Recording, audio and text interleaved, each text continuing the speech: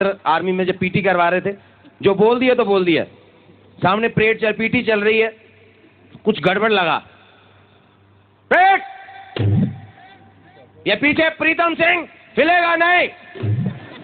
तो सामने से को बोला, साहब प्रीतम सिंह तो आज छुट्टी पे है, वो तो है ही नहीं। बोले छुट्टी पे है तो क्या हुआ, फिर भी नहीं हिलेगा।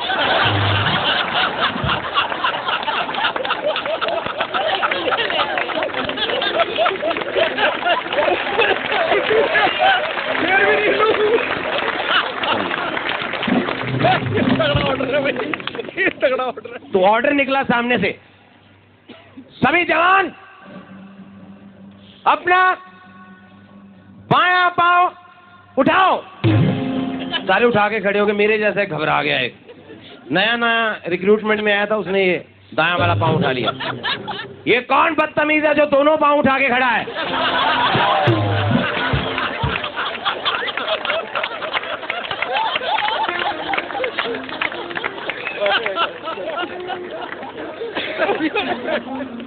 लेह लद्दाख से एक बार कॉल आ गया। हम जन्माष्टमी, भगवान श्री कृष्ण का जन्म होता है, जन्माष्टमी पे गए हम लोग वहाँ प्रोग्राम करने के लिए।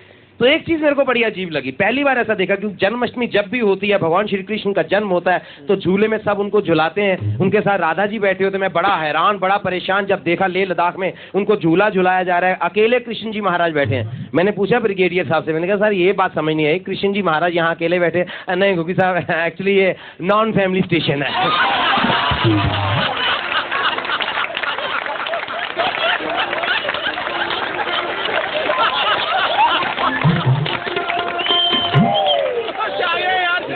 एक बार ऐसी शादी में मैंने देखा, शादी में सबसे जरूरी होते हैं पंडित जी।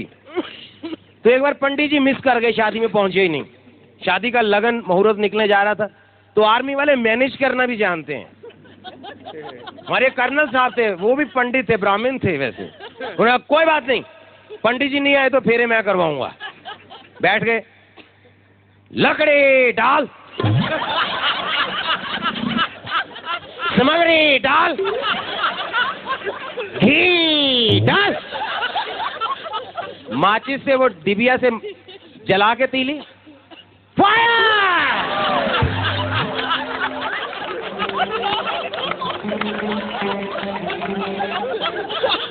उसके बाद वो ब्राह्मण पंडित हमारे कर्नल साहब कमांड दे रहे हैं, दुल्हा दुल्हन खड़े हो। वो दोनों डर के खड़े हो गए। जब दूल्हा आगे चल, दूल्हा बेचारा चलने लगा, तेज चल।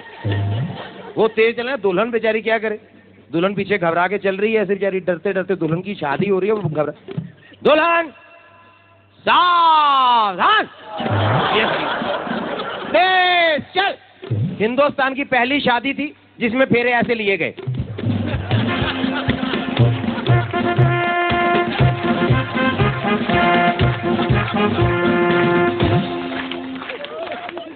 नीचे बैठ।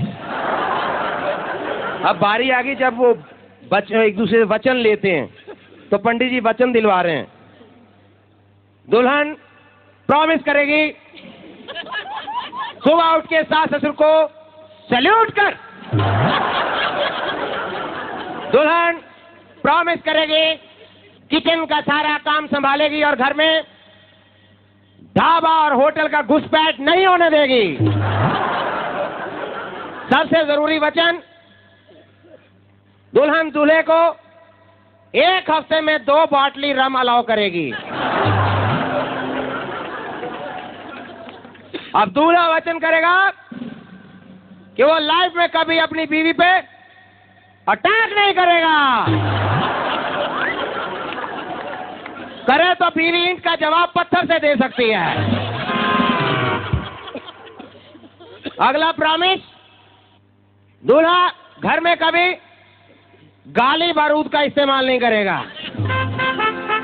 लास्ट और सबसे इंपॉर्टेंट प्रॉमिस, दूल्हा इसी दुल्हन के साथ 7 जन्म का टेन्योर पूरा करेगा।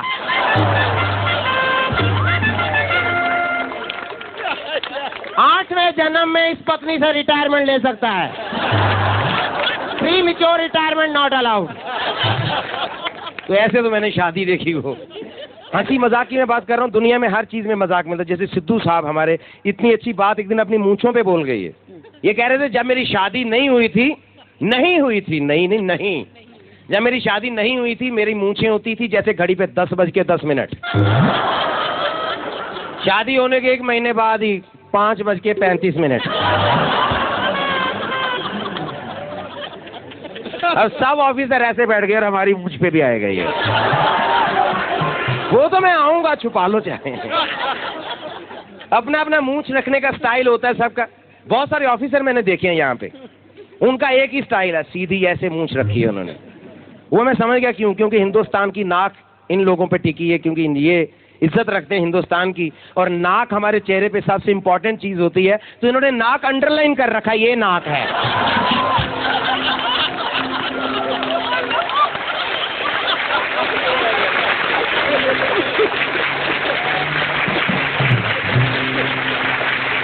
और कुछ लोगों ने अपनी मूंछ ऐसे रखी होती है, सीधी लेकिन मोटी। वो लगता है जैसे पूरा भगवान का मैथमेटिक्स समझा रहे हैं कि नाक बटा होंठ।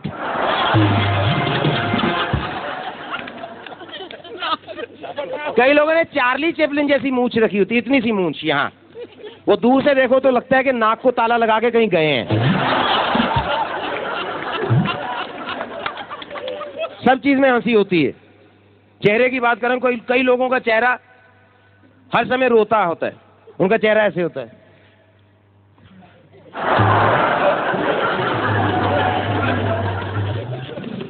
अपने बेटे की शादी में भी ऐसे घूम रहे होते हैं जैसे बेटा इसका नहीं है। कोई कहता आपको बधाई हो, बधाई हो। अच्छा, कुछ लोगों का चेहरा हंसी वाला होता है, जैसे हमारे सिद्धू साहब का।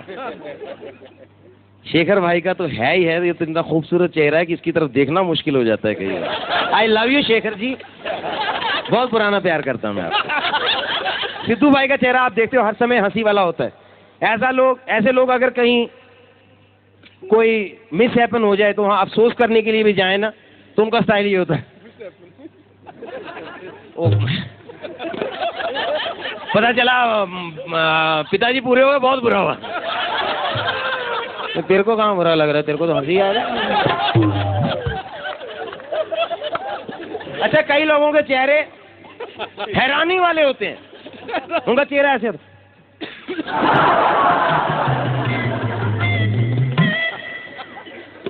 ऐसा आदमी अपनी शादी में भी ऐसे घूम रहा होता है जैसे हैरान हो रहा है, मेरी शादी कैसे हो गई। हमारा ये शो आप लोग देखते हैं, तो एक साहब मेरे को मिले, वो हमारा शो देखते हैं, उनको बहुत पसंद है, लेकिन उनका चेहरा बड़ा गुस्से वाला है। तो मेरे शो देखता हूँ मैं आपका, बहुत बढ़िया शो है, टाइम बढ़ाओ इसका। वो नवीन प्रभाकर कौन है? मैंने सर वो बॉम्बे में रहता है, उसको बोलो ना, साला बहुत अच्छा करता है वो। और ये सुनील पॉल, मैंने कहा सुनील पॉल भी सर बॉम्बे रहता है, मिलवाओ कभी इससे, बहुत पसंद करता हूँ उसको भी मैं। तुम भी आ करो, अच्छा लगता है। मैं डर रहा था ये तारीफ में चांटा मारेगा मेरे। और एक आदमी जिसको शो पसंद नहीं है, वो मतलब शो के बारे में बोल रहा है, उसका स्टाइल है हंसने वाला। एयरपोर्ट पे मिला, हेलो गुगी जी, हाउ आर यू? आपका देखते हो शो? क्या है अभी शो, क्या चल रहा है वो? पहले अच्छा था, अभी तो कुछ मैं देखता हूँ 1-1 घंटा बर्बाद हो जाएगा, कुछ भी नहीं निकलता। बंद करो यार उसको, क्या हो।